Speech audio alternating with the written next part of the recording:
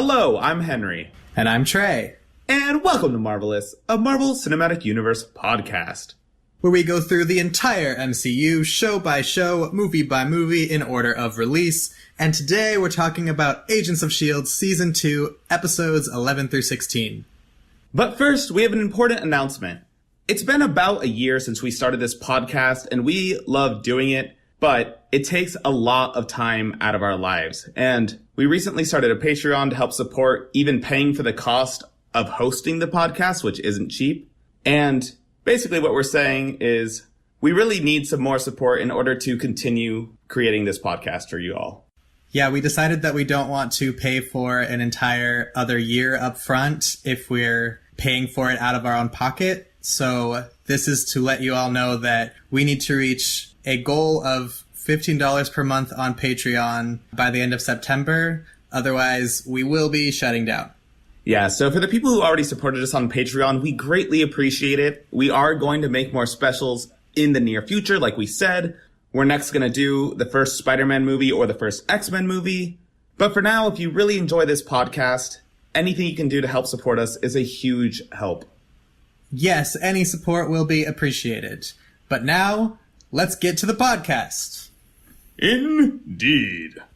Henry, what happened in these episodes? Okay, Trey, let me tell you about what happened on these 6 episodes of Agents of S.H.I.E.L.D. What happened? In the last episodes of Agents of S.H.I.E.L.D., both Skye and Raina have gone through a mysterious transformation, and Trip has died.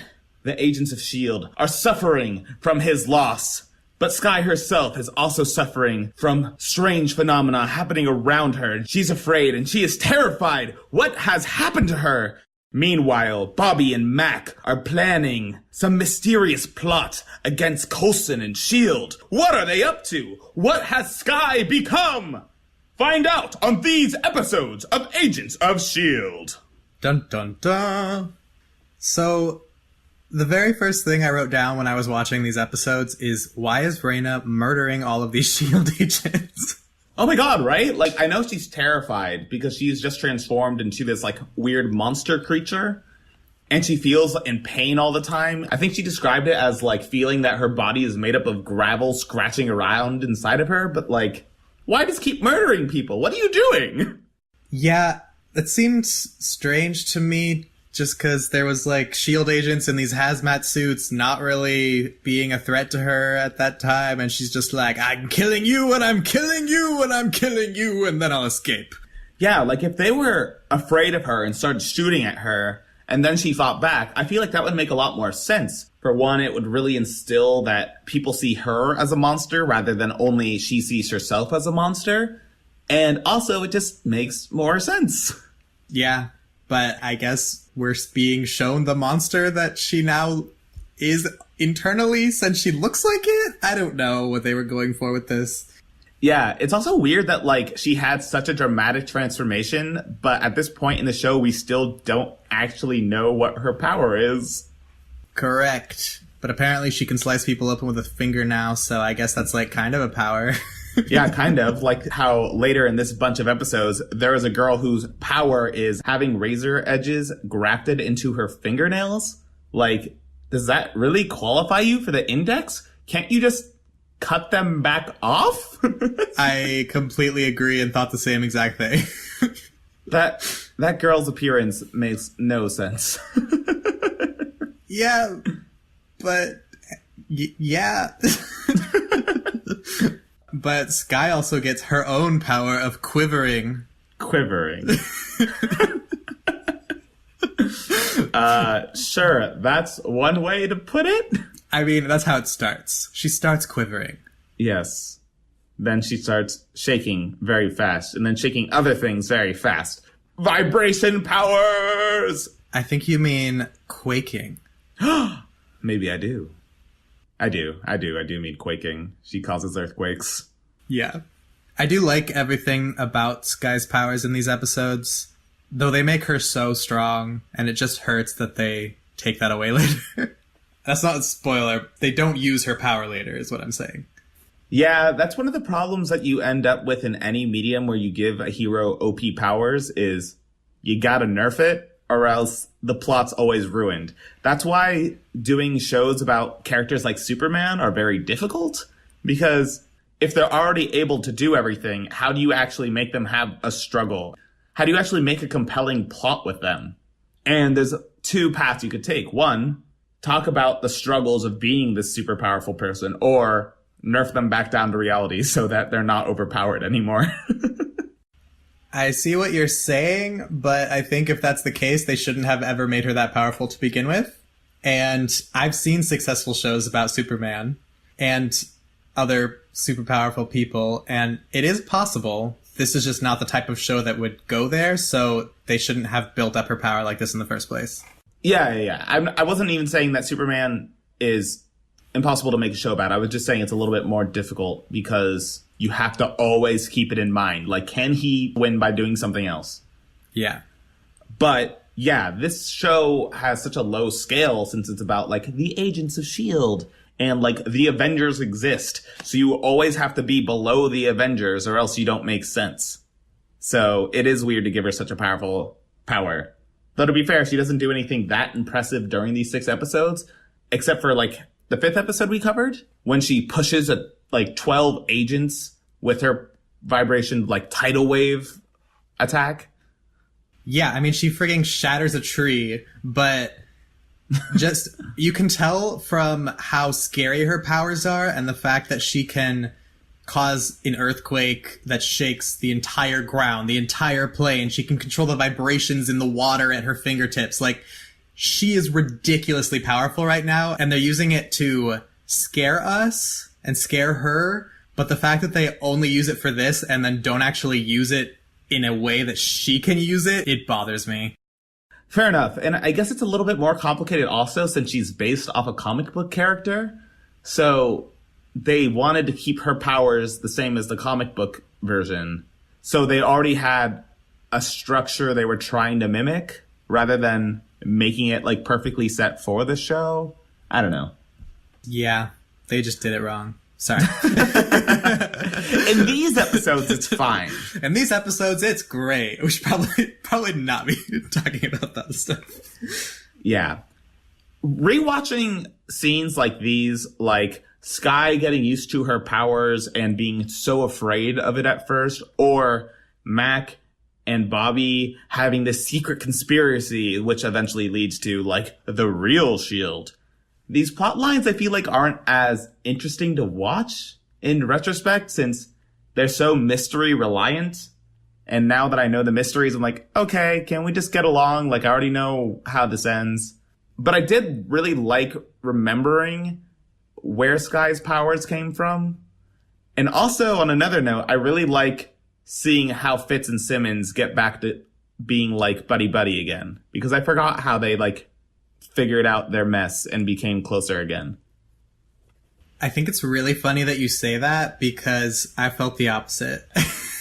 Because upon first watch of season 2, I did not care for this real S.H.I.E.L.D. thing at all, and I wasn't very interested in it. And my memories of season 2 are of really hating the second half of the season, like so much that all I can think about is how bad it is. But watching it now, we're 3/4 done with the season, and so far I've enjoyed all of it.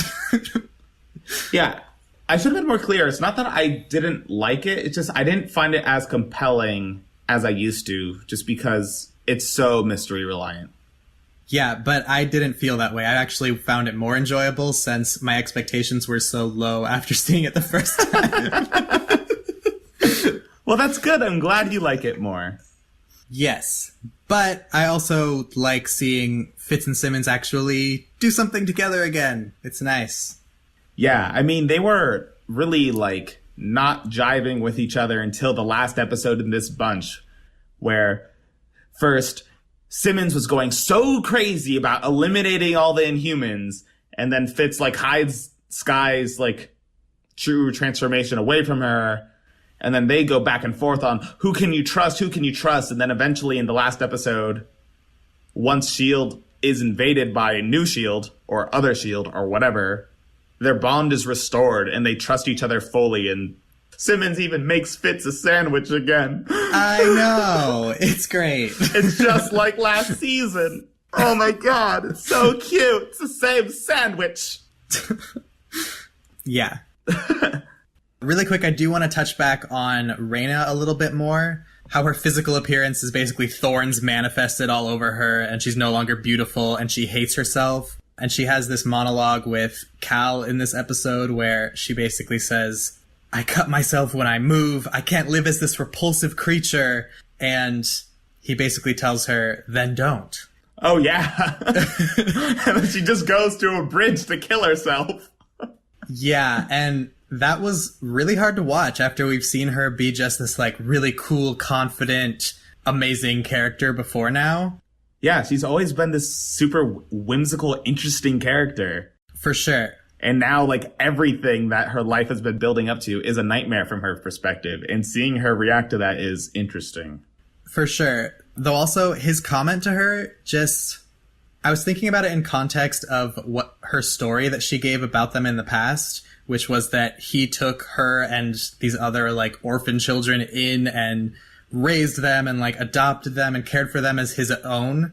And now he's just telling her, like, well, you got what you wanted. Go kill yourself if you don't want to live. Like, it just doesn't seem to really connect with that story. Wait, did he take in other kids, too? Yeah, she said there was her and other street kids or whatever. Ah, I didn't remember that. But to be fair, we don't really know how crazy Cal was then, because he's clearly, like, becoming more crazy and unstable over time. So maybe he's just devolved from the man he once was? Is he becoming more unstable? Because it seems like the entire time we've seen him, he's been that unstable. Yeah, I guess. I suppose this has just been an extra dramatic time for him since he finally confronted Whitehall and finally saw his daughter and had his daughter, from his perspective, stolen away by Coulson. So maybe we're only seeing the craziest moments from him. But I was under the impression that he's been getting worse and worse over time. But maybe I'm wrong. I don't really know. Yeah, but anyways, that was just something I thought I should note because he's basically supposed to be her surrogate father. And then he's just like, well, I don't give a shit about you.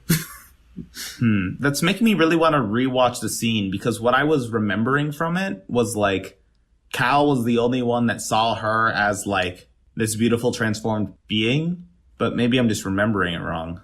He accepted her for who she was as a transformed person. He didn't see her as something different, but I guess it wasn't as loving as I remembered. I mean, he did say, you're evolved is what you wanted, but that was like it. Yeah. Well, he wasn't repulsed. Good for you, Cal. Sure. Yeah, but anyways, Reyna gets to a super low point in this episode where she basically wants to take her own life, and then S.H.I.E.L.D. surrounds her and tries to kill her, and then Gordon just swoops in and teleports in and takes her away to an unknown place, which we later learn is the afterlife.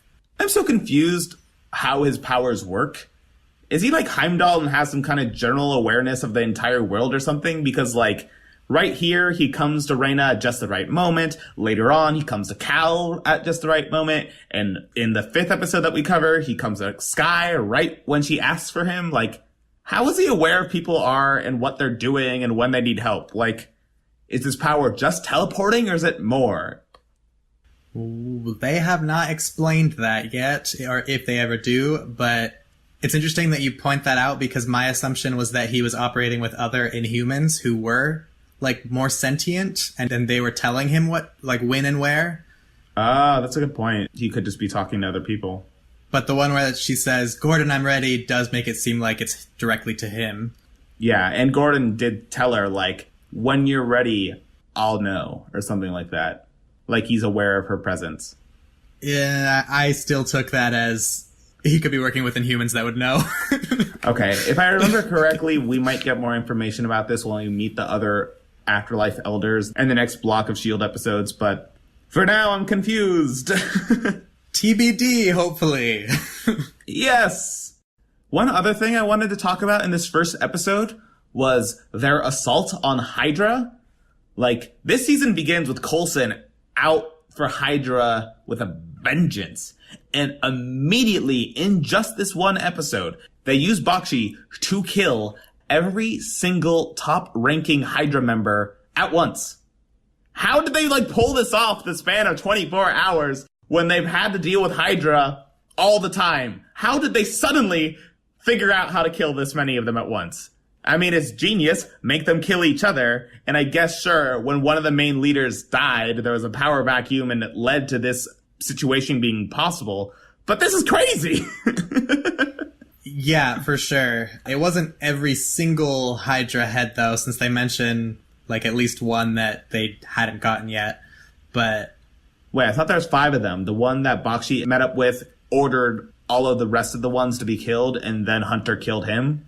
Coulson in the last episode is talking to Hunter and telling him that the one Hydra head who they hadn't gotten to, like, he thinks Gordon is working for him, and, like, he experimented on Inhumans and all this stuff.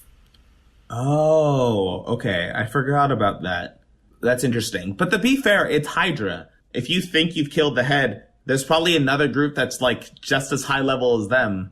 Not just the ones growing back, like a whole other group. Right. It just made it sound like he was the one person they hadn't gotten.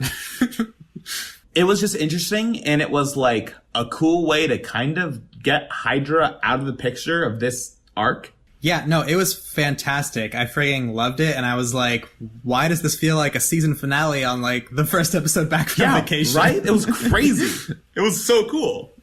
Like, the way they faked their deaths in order to get him to be tricked by Hunter and lead them straight to the frigging top and turn them against each other, and I was just like, Jesus, this is awesome. Yeah, and, like, Hunter tricking Bakshi, too, by, like, pretending he was a mercenary that... Well, he is a mercenary that cares for little aside from money, but, like, everything about that was just super cool and super well done.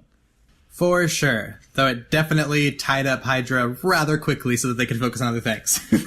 Yeah. So, it makes sense because the Inhuman arc is pretty interesting. Although it's only building up in these episodes, I'm glad we're getting the focus on them because Skye has a new power. I want to learn about that. I want to see her. I want to see what she can do. I'm okay with pushing Hydra to the side for a bit. Ward, too. Ward's only in, like, 1 episode.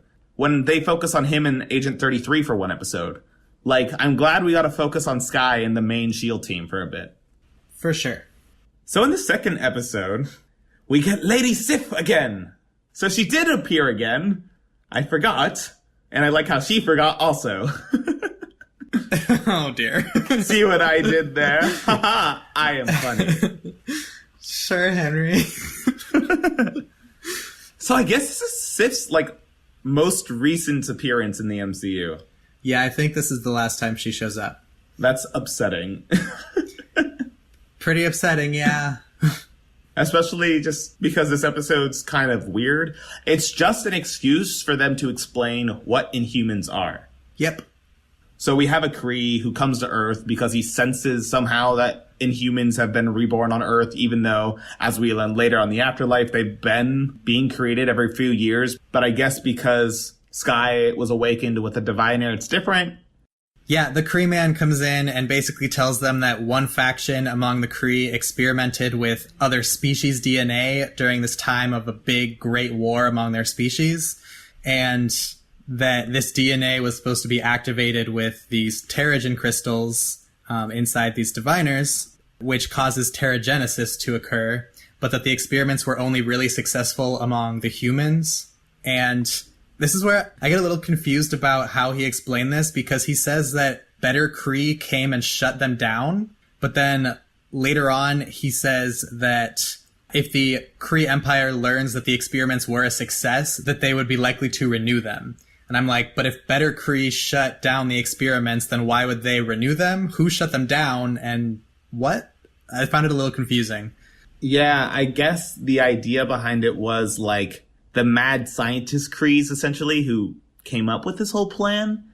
They didn't know that they were successful, even though I thought they said the humans were, like, the most successful experiments they had.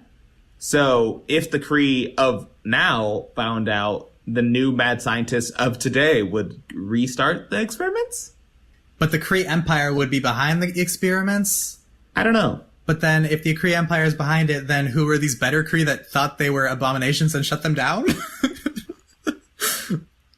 I don't know.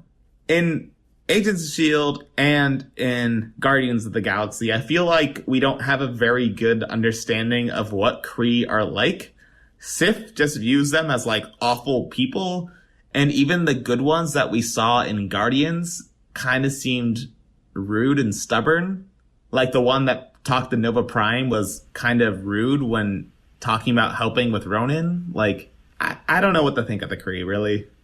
Yeah, at this point in season 2, they don't really give you a clear understanding of what they're like. And it's just interesting because this one Kree dude, I guess, is like considering himself the honorable Kree who knows about these abominations and must stop them from being heard of by the normal Kree. I don't really know what's happening here. Yeah, it's odd. And another little tidbit that I really like about this episode is Sif offhandedly references that she learned Kree as a child, and Fitz or someone just comments on the fact that she learned an entire alien language, like, in school as a kid. And that's really funny because it also comes out later in the MCU. Yeah, for sure. How many languages do Asgardians know? That's a good question.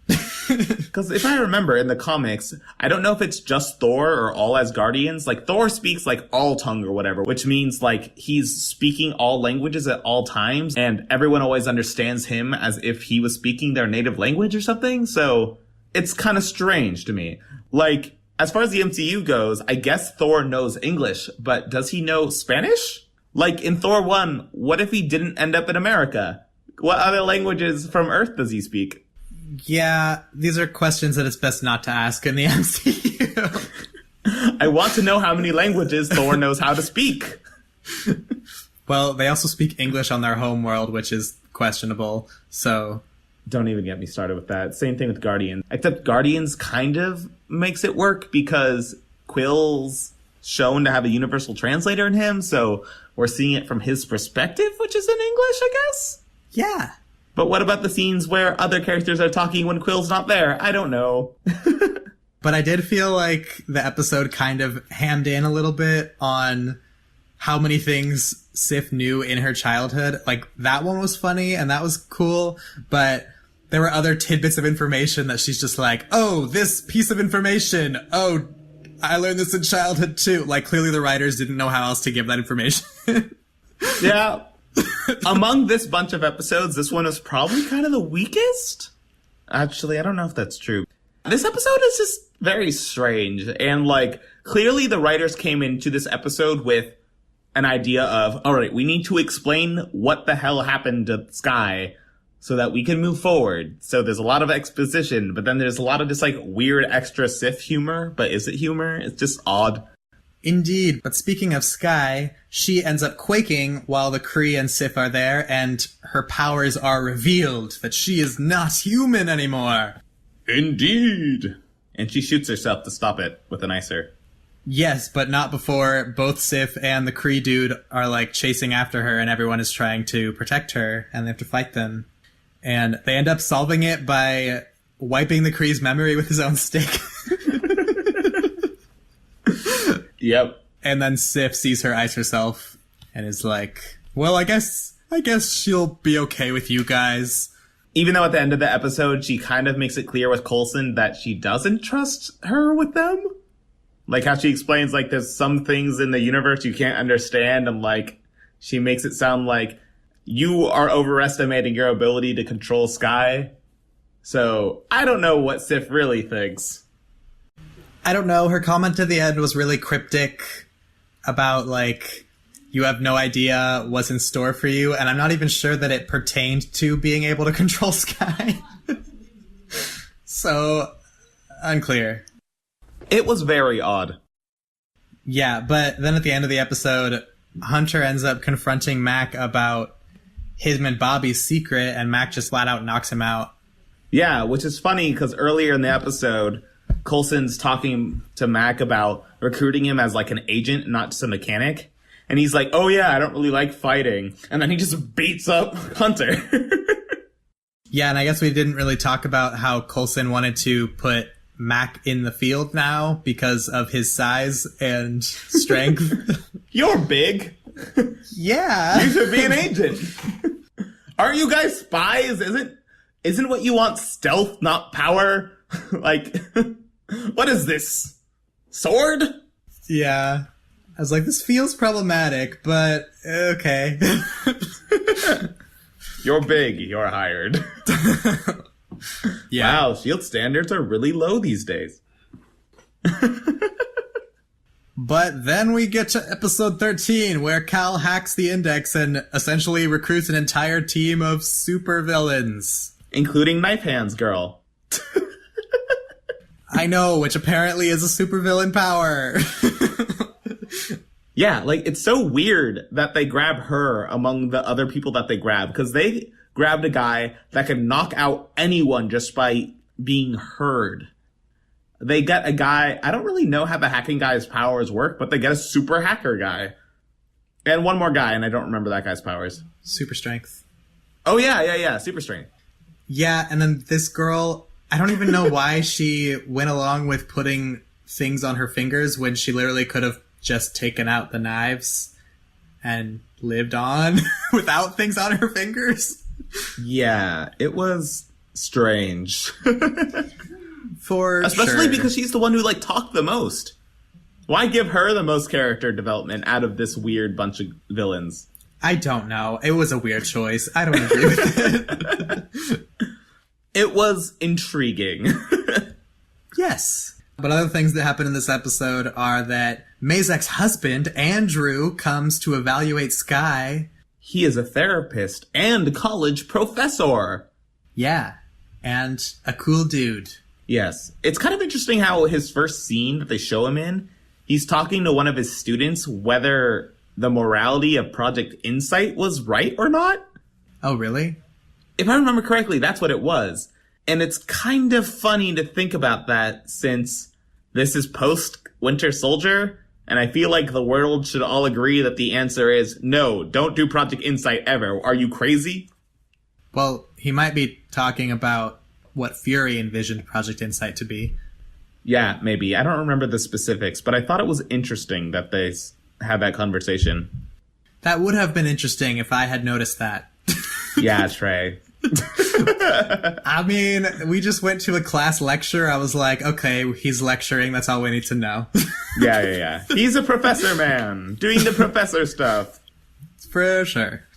But Cal ends up luring Coulson to his hometown for revenge, and in the midst of the fight, Gordon, the teleporter, just swoops in and grabs Cal and leaves. Yeah, I have the least notes about this episode than any of the other ones we covered, since there isn't a whole lot here to talk about. But one thing about this whole trap thing that Cal set up that really intrigues me is the fact that he wiped out an entire field of kids and people during an afternoon, and they were just laying there until the nighttime. Where are these kids' parents? What is going on in this town? Why isn't there like a crazy, like, widespread panic about this? Well, I mean, the kids he wiped out would have been the football players and cheerleaders that would be there till late anyway, and they probably have cars and stuff since they're in high school, so the parents probably didn't even know there was anything wrong at this point. Maybe, but I don't know. It seems very odd. Also, are they dead or unconscious? I'm not sure. I think they're just unconscious. It was kind of confusing the way he said a whisper turns people comatose, and I'm like, okay, so he yelled and they all fell down.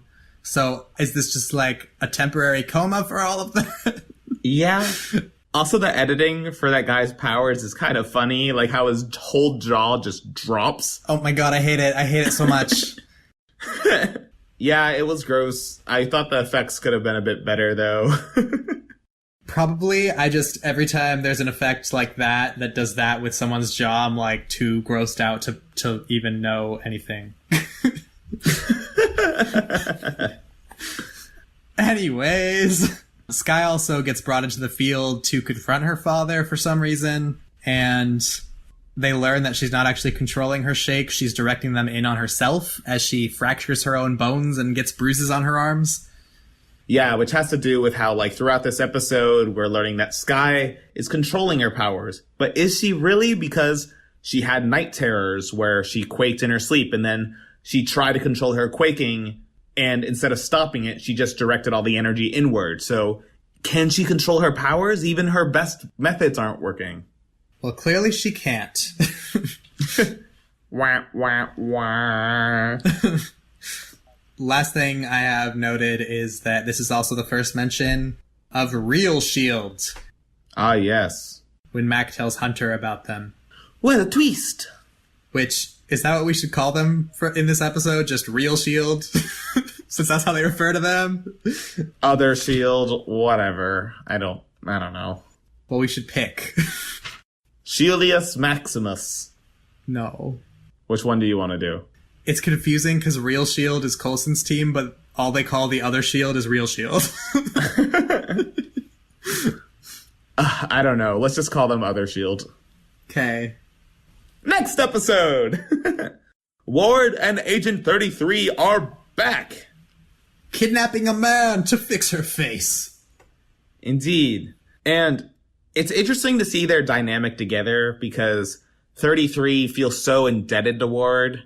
And she feels awful that she's like, there's nothing I can give you. And then later in the episode, she's like, well, I could give you sex as Skye. Kinky. Yeah. And then I really like that Ward finally is like, I'm not crazy. Skye just shot me. I don't love her anymore. She clearly doesn't like me. I'm glad he said that because cool. He's not entirely insane.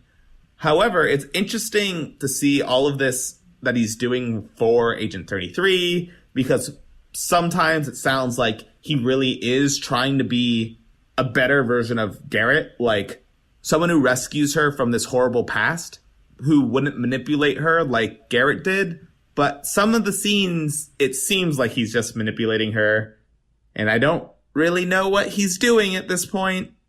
I don't know, but honestly, I think it would be more in line with his character if he was still in love with Skye, and I think it actually lessens my interest in him that he's not. I could see why you think that. I'm just intrigued by this more free Ward, even though I know where he's going. I don't know. I really don't like him and 33 together. And now he's just like, I'm a dangerous man. And that's essentially his entire character. Instead of like, I am the insane double agent maniacal, you'll never see me coming. Like, but I am deeply loyal and in love with Skye as well and trying to do good for your team. All that's kind of erased at this point. And it's like, I don't know. I don't like their dynamic. I can understand that, because that plot line with Ward was really compelling. But this is just opening up new possibilities. Yes, new possibilities that I dislike. Well, as far as things that I do like in this episode, 33 and Ward's invasion of Talbot's office was pretty interesting. And it's funny how Talbot, like, rounds up all the women in the office in order to find where 33 is once he figures out what's going on. And he's just so weird about it. And then later on, he like forces his wife to the ground because he thinks his wife is 33. And there's just a lot of funny scenes with Talbot. And usually I hate Talbot, but here I liked it. I thought it was funny. Yeah, it was definitely, I want to say funny, but you just said funny and now it sounds weird. You can say funny too, Trey. We can have this word together. Yes, it was quite humorous. So, this episode ends with 33 brainwashing Bakshi, who they broke out. And I thought that was a fitting and satisfying end to Bakshi. Well, not end, but punishment. Yeah, it was. Some other notes about this episode, though. I really liked Gemma and Fitz's conversation comparing Skye's powers to the different Avengers. Yeah, like, I really like and appreciate when they mention Captain America and the Hulk, because it's like, guys, you're in the same universe as the Avengers. They're huge, notable figures. How do you not talk about them more often when you guys are also dealing with supervillains? Why aren't you calling upon them more often? Yeah, but this was a great reference. Yeah, I really liked it. And I also like how in the next episode, when Skye is hiding in that bunker. You see a giant fist in the wall, and it's because that's where the Hulk stayed. Because Bruce Banner made that cabin for himself at some point to hide in. Was that supposed to be the cabin from the Avengers? I don't think so. I'm not sure when he made it. Okay, because I was questioning that as well. Like, when does this fit into the Hulk's mythology? Yeah, that was a pretty confusing one. Especially since it seems to be made by S.H.I.E.L.D. / enforced and guarded by S.H.I.E.L.D. And I'm like, either they found this and they made it their own, or he was in S.H.I.E.L.D.'s custody at some point. Yeah, or they made it together? I don't know. It's confusing. Yeah. Another thing I wanted to mention really quickly was when 33 was getting her face mask repaired by that scientist guy, when he sees her put his face on, he says, like, this really reminds me of my Berkeley days. And I'm really curious what he meant by that, because did he mean he was high, or he experimented with men when he was in Berkeley? Or, oh, he looks younger? I don't know. I thought it was intriguing. Yeah, I wasn't sure what that meant either. It was weird, but hey, they mentioned Berkeley, where we went to school. Yes, they did. So I thought it was worth mentioning. I guess? Something else I wanted to mention in this episode is that we also see Bobby and Mac with the other S.H.I.E.L.D. trying to convince Hunter that Coulson's S.H.I.E.L.D. is bad. And they do that by saying the original S.H.I.E.L.D. was flawed because Fury kept too many secrets, and that led to Hydra being able to take over. And they basically say Coulson's following in his footsteps, and they blame him for Izzy's death, Trip's death, the transformations, all because he was more interested in getting answers than protecting his team. And they're basically concerned that his injection of alien DNA has taken over his mind and turned him into a worrisome leader. He's been compromised, and that they want S.H.I.E.L.D. to be a democracy. Yeah, and all of this is very weird because they're a spy agency, so of course there needs to be secrets, but also, as viewers, we should be on the side of Coulson, but they're talking about democracy versus, like, absolute rule by one person, so I feel kind of weird rooting for Coulson in this situation, but yeah. I don't like other S.H.I.E.L.D. just because they're rude and don't seem like they're capable of running S.H.I.E.L.D. properly. I completely agree, because I was like, yeah, it makes sense that Coulson's actions getting his team killed just because he really needed to find the answers to this alien thing, like, that's not good leadership. But also, other S.H.I.E.L.D. is really sketchy, and they're just like, we're gonna invade, and we're gonna, like, be really sketch about everything, and hold all the people hostage, and all this crap. I don't know. Yeah, and why didn't they make their appearance known way earlier? Like, obviously, this wasn't written until after season 1, where we had the entire collapse of S.H.I.E.L.D. due to Hydra, but, like, even retroactively, it's so weird that they kept themselves secret. It's weird, and also, like, exactly like Coulson said, why didn't you just come into my office so we could talk about this like human beings instead of creating a hostile takeover? Like, they could have easily combined the shields. Yeah. It was a bit more dramatic than it needed to be, but they had to get the toolbox. It also just feels tired. Like, the whole Coulson is taken over by his alien DNA thing has been a plot line throughout all of season 1 and this season, and I'm tired of it, to be honest. I am too. But that's what we're struggling with. And then Hunter escapes from them, and that is the end of the episode. How? He's on a battleship. How did he, like, get off? Like, they're like, he's still a rescue boat. Like, seriously? Or, like, a rescue sub. It's like, guys, if there was someone on a boat that wanted to escape, the very first thing I would do is lock off the rescue ships. Like, don't let him touch any of the vehicles on our boat. That's his only method of escape. Cut that off. Yeah, you'd think. Sure, Hunter's a great agent, but, like, guys, come on. Yeah. But we get to the next episode where Bobby and Mac are found out. Indeed. And this episode's kind of weird because it just keeps flashing back to Bobby and Mac and what happened to them during the Hydra attack. It's interesting, but since I don't like Other S.H.I.E.L.D., I don't really care. Yeah, I'm calling into question your statement that it's interesting. It's an interesting concept, I mean. It reminds me of, like, the first or second season of Lost. I don't remember when this happened. But when they found out that, like, the other half of the survivors were all, like, on their own and surviving in their own separate way. And there's an episode called, like, The Other 40 Days or something that was their first 40 days. And that was really neat. And I kind of like that idea applied here. But since I already know the outcome, I don't care as much. I don't think the outcome is clear from the start, but you know they all live. You know they all live, and you know they take the battleship back. Oh. Do we know that? Yes, because that's where Hunter escaped from in the previous episode. I did not know that.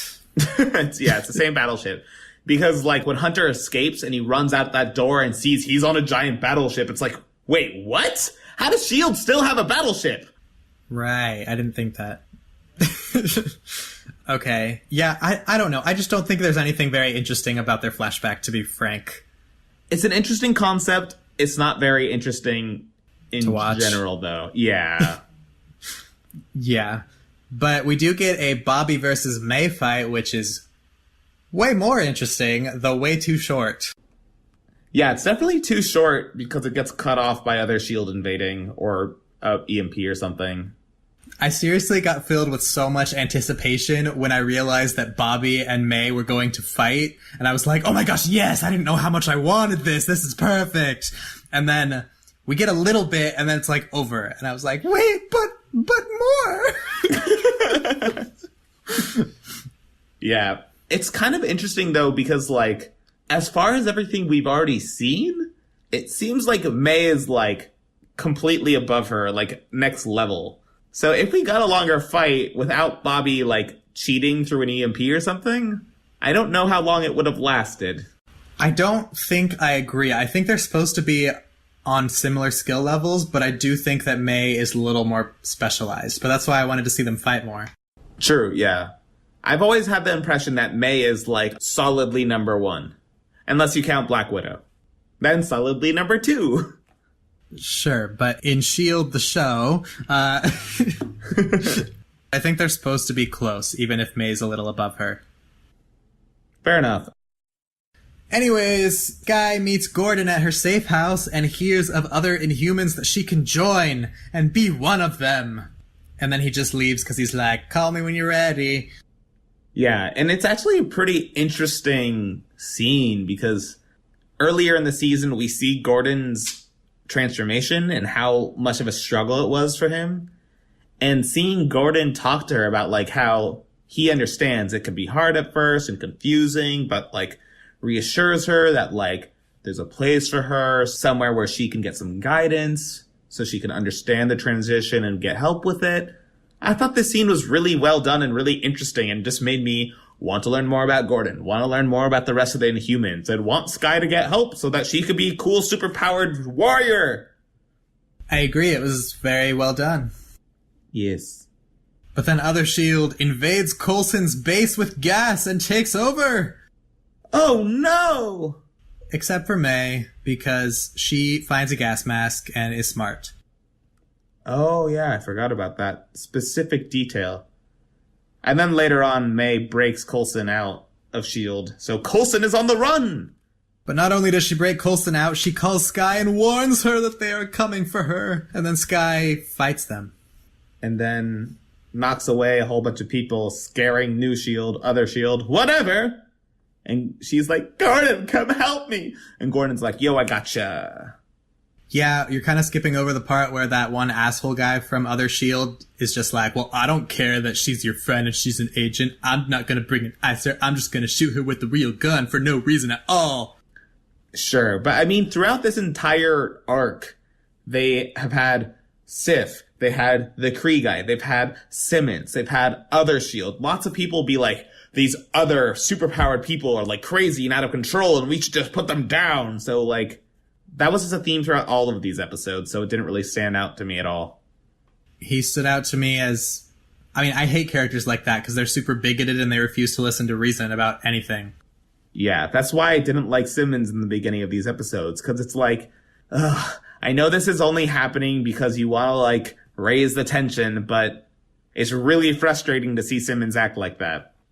I mean, it's a really important point, though, that he brings a gun to the fight and actually shoots her and causes her to release her power, because then the rest of freaking other S.H.I.E.L.D. is like, she unleashed her powers on our agent, she attacked us, and it's like they're just completely ignoring the fact that she was shot at and had to defend herself. And that really bothers me, because they're supposed to be the reasonable ones.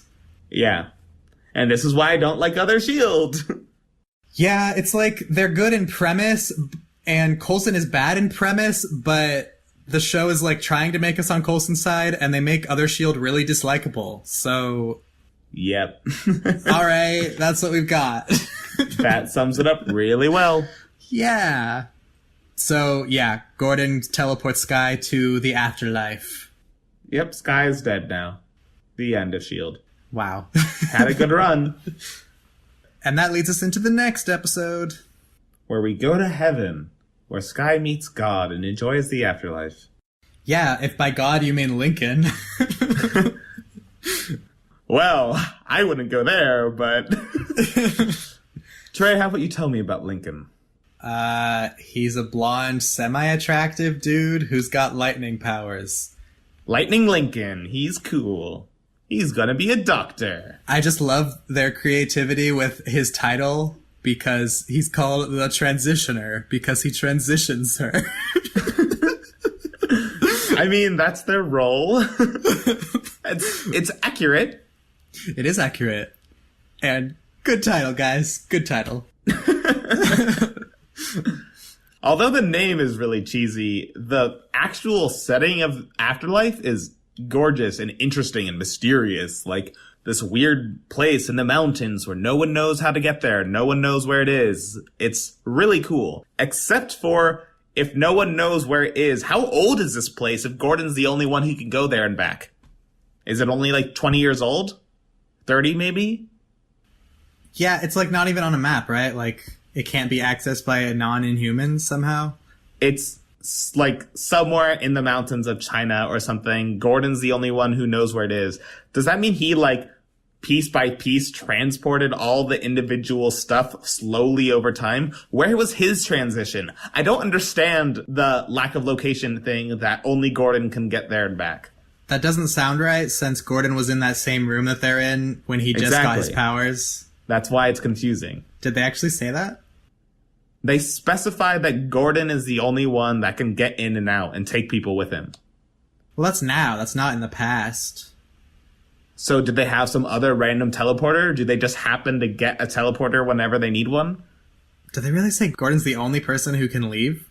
Gordon's the only one who can leave and the only one who can take people with him. In and out. That makes no sense. I agree. That's why I wanted to bring this up. Okay. I didn't notice that. It's my biggest nitpick of this whole season. We also get all these really romantic scenes with Skye and her transitioner as he talks her through her powers and his own and blah, blah, blah. And then she learns that he's lying to her because Reyna's actually there. And Skye's super immature about Reyna should never be anywhere safe. And almost kills her. Yeah. And also, like we were talking about before, Reyna being super depressing and sad, Reyna's like, yeah, do it, kill me. I want this. Bring it. Come on. Yeah. Like, yeah, she killed people, but what, do you want her to kill herself? Like, do you not understand that she's going through a huge deal right now and needs help? Yeah, although that gave Jia-Ying a really good entrance to be like, hey, she's going through a transition as you are. You're the one who's being problematic right now, and I want to help you understand your powers as much as I want to help her, and I'll be your guide. It's funny you say that because I thought it was very interesting how little of an entrance they gave to Jia-Ying. because she's Skye's mom and we know that, and they didn't like make it dramatic or anything. They're just like, that's enough. Like, she's just there. It's not given a moment, which I found interesting. Yeah, I agree. And I find it interesting in a positive way. Like, it's really intriguing that this is her first interaction with her daughter, and it's going the polar opposite of how it went with Cal. Like, Cal, the whole moment was built up so much, and he put so much thought and effort into it, and he just needed it to be perfect. And Jia Ying is like, all right, I don't know how to handle this situation, so I'm going to meet you as you are now, and then once I know you as a person, I'll reveal that you're my daughter. Or something along those lines. Like, I thought this was intriguing. I like it. Yeah, I wasn't saying it was bad. Giving it a dramatic moment is something that I would picture in like a cheesier dramatic show like Vampire Diaries, where they'd be like, twist! And I think it was an interesting directorial choice to not give that moment any drama at all. Yeah. It's also interesting that Jia Ying's reintroduction to Cal isn't given that much drama. Cal's just like, I always thought you might still be alive. And that's it. Did he say that? He says something like that. Because when she showed up to him, I was really confused because the way he talked made it seem like he already knew that she was alive. And he's just like, I was getting our daughter for you. But before this, I thought he was talking about how he only knew that she was dead. And I was very confused. Yeah. I mean, when you're married to an immortal person, it's usually safe to assume they're still alive. But like, the whole last arc was like, she's dead and I need vengeance. Yeah, so I was unclear if they were suggesting that Jia Ying had met him already in the afterlife, like since he's been there, which is why he knows that she's alive, or if this was supposed to be their first meeting. It was strange. Yeah, it was very strange. Yeah, but other things that we learn about in the afterlife is that they don't use diviners to transform, which is interesting, and also that they only allow like select individuals to transform and only like one every few years, which it's just interesting to see their whole culture about it. Like how it's just this tribe of people whose descendants have been like constantly coming to this magical city to see if they would get this gift or not. And the whole culture is very intriguing. And it's also interesting that a lot of the Inhumans are really bitter about Skye and Reyna having like cut the line. I like that whole atmosphere. I think it's really well done. I find it kind of strange, to be honest. Like, they treat it like a birthright, like all of these Inhumans are waiting to get this power that has been passed down to them, but they never transform anyone, and they only do, like, one person every few years, you know, whatever. That seems strange to me. Yeah, I'm wondering if it's because they have a limited amount of Terrigen crystals or something. Can't they just touch it? Or do they need to break it? I'm not sure, to be honest. I guess we'll see soon when they do that, but yeah, maybe. I don't know. However, I am also impressed that this many people have powers and like are just free to come and go as they please back to their normal lives and are just keeping this entire place a secret. Like, no one that comes through here tells anyone else. Well, it's like a secret order, like a religion or like a cult or something. Like, it's really interesting, and honestly, I think it's kind of believable, and that's why Gordon and the rest are so panicked that Skye and Reyna and Cal are bringing Inhumans to, like, the forefront of awareness in the world. But then if an Inhuman falls in love with someone, they're just never going to tell them about their powers? Yes, or tell them and swear them to secrecy. I feel like I don't quite buy it. I don't know. It's very odd. I'm guessing there's a lot of inbreeding among the Inhuman population. Ooh, fun. Inbreeding. I mean, most of them, I assume, are like super distant cousins, so it's probably not too bad. Yeah, I guess. So aside from the afterlife, though, there was another interesting tidbit of information that we got, that we finally learned a little bit more about May being the Calvary and what that story is. And it's revealed that she killed a powered person. And that is like the central aspect of why she's the Calvary. I thought we already learned that. You know, maybe I was wrong about that, but like now it's like really certain, like the core aspect of the Calvary story is she killed someone with powers. Okay, I can't even remember at this point what we've learned about Agent May. It's hard. We haven't done an episode about S.H.I.E.L.D. in a long time because we had Agent Carter and like 2 specials. It's hard to keep this all up in my brain. Yeah, which is why we're changing up the order a little bit and finishing S.H.I.E.L.D. before we do Daredevil. Which we will talk about at the end of the episode a little bit more. Anyways, 2 more interesting things about this episode. I like Coulson's gadgets, especially the projection of themselves that they made using the Howling Commandos toolkit, which I'm amazed that they had that technology in the toolkit. And also, we got the return of Mike Peterson, and he's always awesome. Yeah, I love how they always like call him in as the saving grace of the day. He's awesome.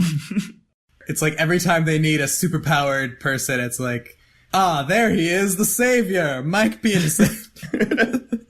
Why don't they just keep him in I know. S.H.I.E.L.D.? It's just because of the sun, but like, come on, he's so cool. Yeah. But speaking of him, though, is he like bulletproof now? Or did all of those S.H.I.E.L.D. agents just not aim for his face? No one aimed for his face, but if I remember correctly from like the x-ray scans we saw of him in the previous season, he's like has metal under his skin everywhere, including his head. So you're saying a bullet to the head wouldn't kill him? I'm saying we are expected to believe that I believe, even though that's wrong, because he would get a concussion or something and still die. So basically they're all just terrible shots. Exactly. Okay. Yeah, I just chalk this up to superhero logic. Yeah. And then for some reason, Coulson decides that Ward is their best shot at finding Skye because somehow he's a link between the Hydra head that he thinks Gordon is connected to or something like that. Okay. So since you mentioned that Hydra head thing, that makes it a lot more sense why they wanted to get Ward's help. Because when I saw that scene, I was just confused. I'm like, what is going on? Why Ward? It was really hard to follow, and I had to rewind it like 5 times to be like, what are you saying? And why do you think Gordon's connected to him? And what? Okay. That makes way more sense. Yeah, because I guess this Hydra head experiments on people with powers, so he assumes that Gordon is one of his. So, yeah, whatever. Anyways. Yeah. And one last thing about this episode, like we briefly mentioned before, Fitz and Simmons are now buddy-buddy again, and Fitz has now left S.H.I.E.L.D. with the toolbox in hand and is going to meet up with Coulson. The toolbox that Gemma packed into his bags, apparently. Yes, after making a fake one or something, while her and Fitz were pretending to fight? Well, I don't think she did it at that time. I don't know. They made a fake one at some point. Maybe Fitz made the fake one. Yeah. That would make more sense anyways. I don't think he did, but okay. I don't know, but it's made out of vibranium, so I'm very curious how they made a believable duplicate. Yeah, good question. I guess new S.H.I.E.L.D., but not other S.H.I.E.L.D., has access to more resources than they let on. Sure. Anyways, I think that about wraps up our episode. Yeah. So, in general, I like where this is heading. I don't. I like the power stuff. I like the afterlife. I like what's happening right now. I just am still terrified of seeing the end of the season, which was apparently bad enough for me to hate the whole season. Yeah, I remember not thinking super highly of it, but we'll find out on our next episode. Yes, we will. Find out if I still hate it. Okay. So since we're on that topic, let me explain to our listeners. So I know this podcast bases itself on following the MCU perfectly chronologically in order of release, but things get a little weird after here because right after episode 16, we have all of Daredevil season 1, and then 3 episodes of Agents of S.H.I.E.L.D., then Age of Ultron, then another 3 episodes of Agents of S.H.I.E.L.D.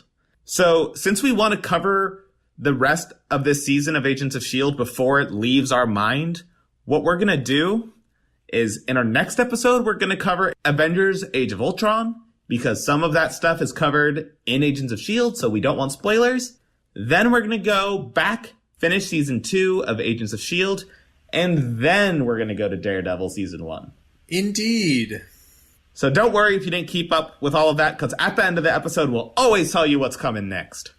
Yes, we will. So anyways, Trey, where can they find us?